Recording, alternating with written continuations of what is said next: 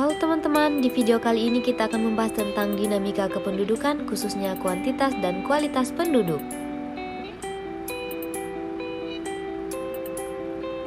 Nah, apa itu dinamika penduduk? Dinamika penduduk adalah kondisi di saat struktur penduduk, jumlah, dan persebarannya mengalami perubahan akibat terjadinya proses demografi, yaitu kelahiran, kematian, dan perpindahan penduduk.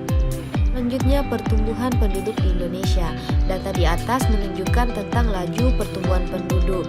Keadaan jumlah penduduk Indonesia yang besar tentunya membutuhkan perhatian yang besar dari pemerintah untuk pemenuhan kebutuhan penduduk. Dengan jumlah penduduk yang besar, maka Indonesia perlu memperhatikan kualitas sumber daya manusianya. Karena dalam pembangunan suatu bangsa, kualitas sumber daya manusia yang lebih dipentingkan dibandingkan kuantitasnya. Apabila kuantitas sumber daya manusia tidak diimbangi dengan kualitasnya, akan menjadikan beban pembangunan suatu bangsa. Oleh karena itu, untuk kepentingan percepatan pembangunan suatu negara, menjadikan kualitas sumber daya manusia menjadi persyaratan utama. Bicara mengenai kuantitas penduduk, maka kita akan membahas kuantitas penduduk dari segi distribusi penduduk dan migrasi. Negara Indonesia memiliki daratan yang luas, namun tidak diimbangi dengan pemerataan distribusi penduduknya. Pulau Jawa merupakan wilayah dengan tingkat kepadatan penduduk tertinggi dibandingkan pulau-pulau lainnya. Meskipun luas wilayah geografisnya hanya mencakup sekitar 7% dari seluruh wilayah Indonesia, Pulau Jawa adalah rumah bagi 56,10% dari penduduk Indonesia. Wah, sangat banyak bukan? Masih tentang kuantitas penduduk, kali ini kita akan membahas tentang komposisi penduduk di Indonesia. Secara demografi, penduduk generasi X dan milenial merupakan kelompok usia produktif pada tahun 2020, sedangkan generasi Z mencakup penduduk usia belum produktif dan produktif.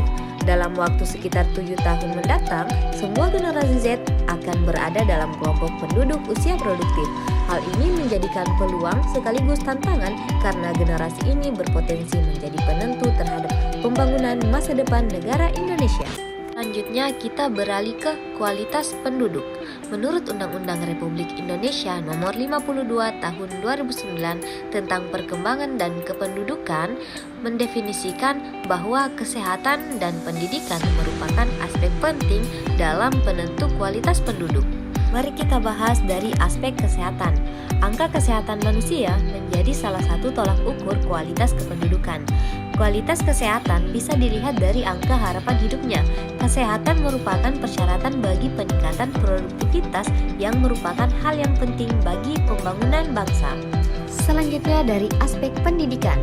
Pendidikan memberikan kontribusi yang besar bagi kemajuan suatu negara dan dapat menggambarkan karakter bangsa.